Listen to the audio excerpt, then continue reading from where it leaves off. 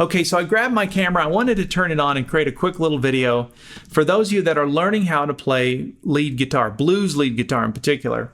I realized that it's overwhelming. There's so much information out there, and I got this idea that I thought would resonate with a lot of you, at least to get you going. And every now and then I'll do videos like this where we talk about just a simple shape, you know, like a square pattern or a triangle, and how you can use these visual shapes to get going.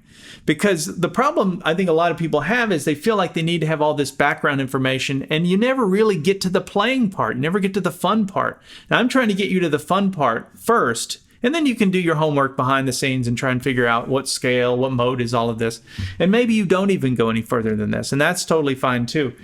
But this is just a different way of learning, but I think this will, like I said, I think this is going to resonate with you. So I've got a link in the description below for some other lessons that I've done in this style where we talk about shapes. So if you like this video, you might want to check those out. But here's where I'm going with this. So we're going to play a blues in the key of E, and I'm actually going to show you how to play this in any key at the end of this, but we're going to start with a blues in the key of E. Your only prerequisite is you need to know how to play an E7 chord. It's just an E chord, which you put your pinky here on the 3rd fret, 2nd string. You need to know how to play an A7, like this, where you've got just strings 2 and 4 on the 2nd fret.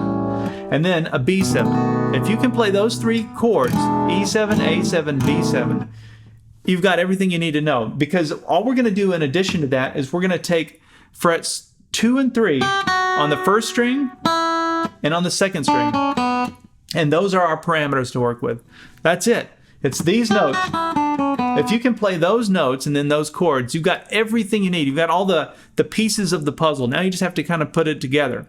And so that takes a lot of the frustration out of, like, where do I go? What pattern do I get in? Like, can my fingers do it? You can do this. I'm telling you, you can do this. So the concept then is to play a call and response, where the call is a lick using those notes, and then the response is a chord. So let me just demonstrate this to get you kind of going here and thinking about what I'm talking about.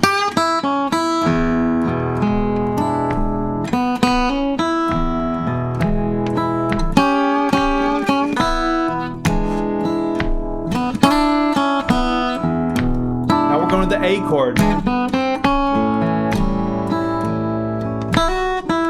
Look at what's going on there. Think about this. I'm just using these notes. And it doesn't really matter which note I land on, because these notes are all in the key and they're going to work for any of those 3 chords. Now, obviously, some notes sound better than others, but you're playing, basically, let me just, for those of you that are wondering what's going on here, this is the minor pentatonic scale for E. It's your E minor pentatonic scale. It's the top part of that shape. It's not the full pentatonic, it's just 4 notes. And then this is the major pentatonic scale for E. So you have minor, and then you have major. That's it. We're just kind of blending the two. And so now you don't have to worry about the rest of the fretboard. Everything you're going to be playing is between first 3 frets here, and you can play any lick you want using those notes.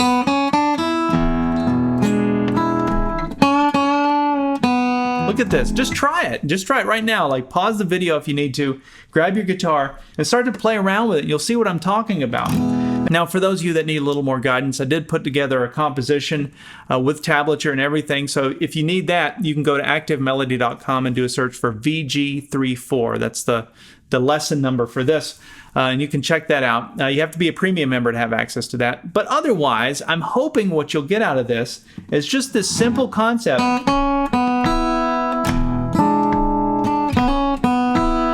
Using these notes down here.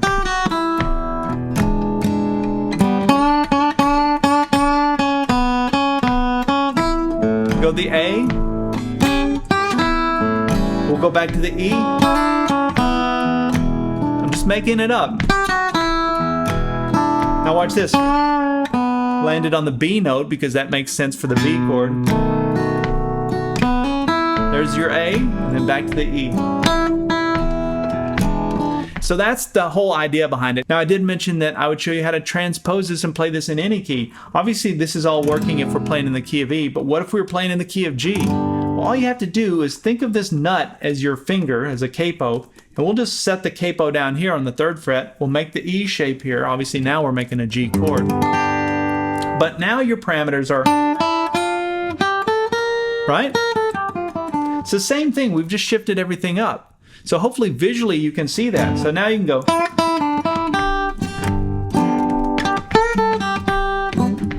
Right?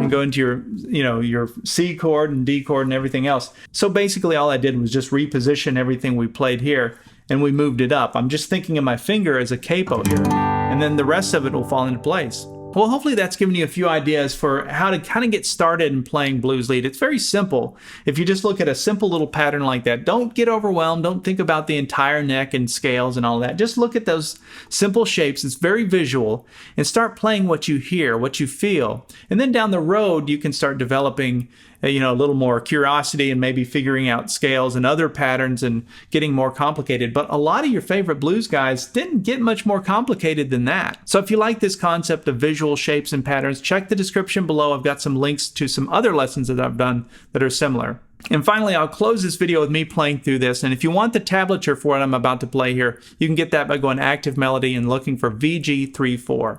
1, 2, 3.